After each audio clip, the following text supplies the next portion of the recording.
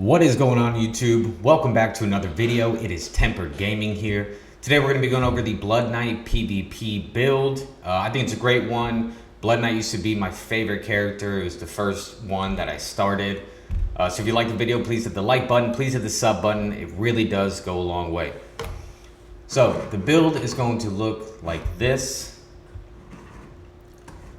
So you are going to want to run, stun somebody, and then you put these out.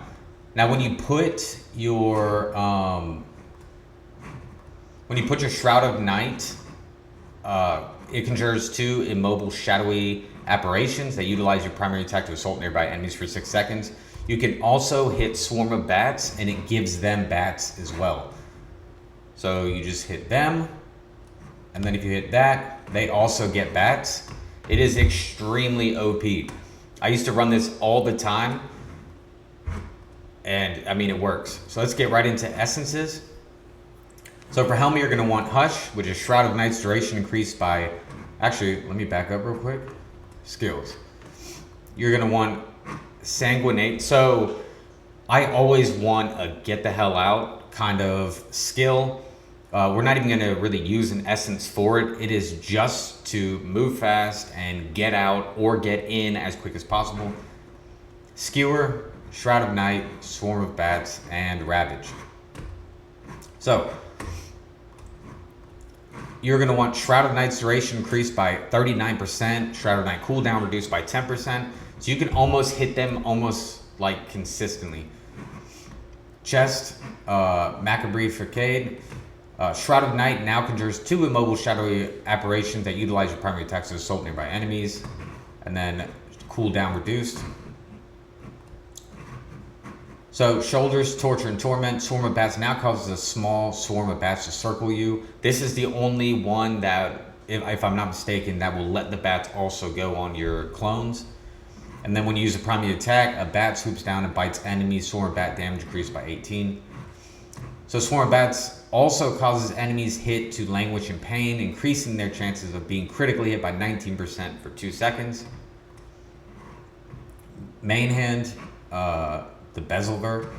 Skewer now causes you to leap into the air and slam into the target location, knocking enemies airborne and stunning them. So, I mean, you could if you wanted to. I know a lot of people use this one. Where is it? Okay, so Sawtooth is also a good option. So Skewer now causes you to sprint forward while dragging your spear.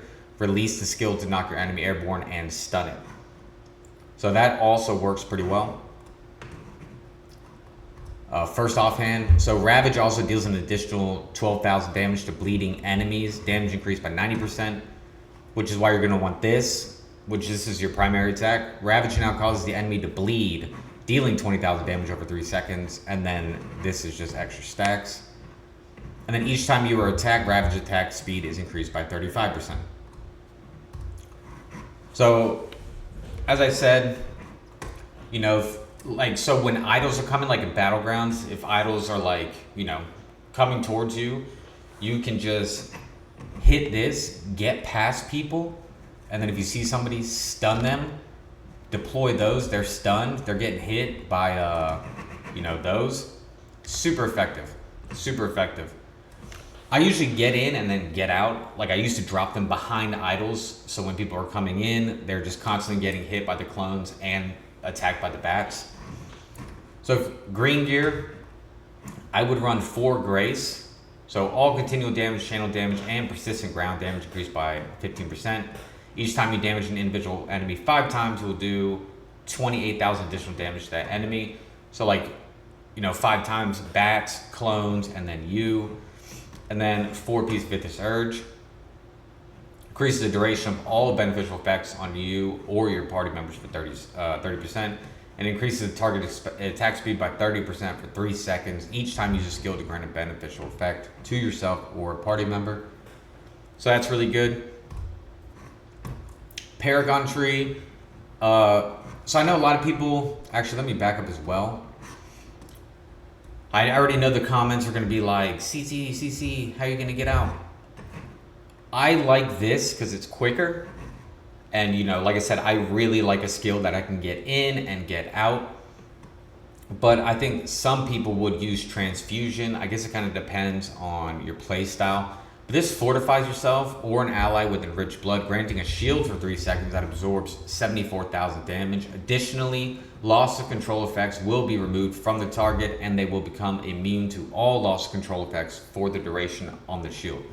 So that transfusion is definitely an option to replace with this.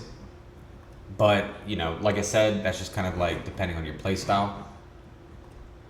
But Paragon Tree, because I don't have the loss control one, I use Quick Witted, which reduces the duration of loss control. Cheat Death, fatal attacks from players instead reduces to 1 life, etc.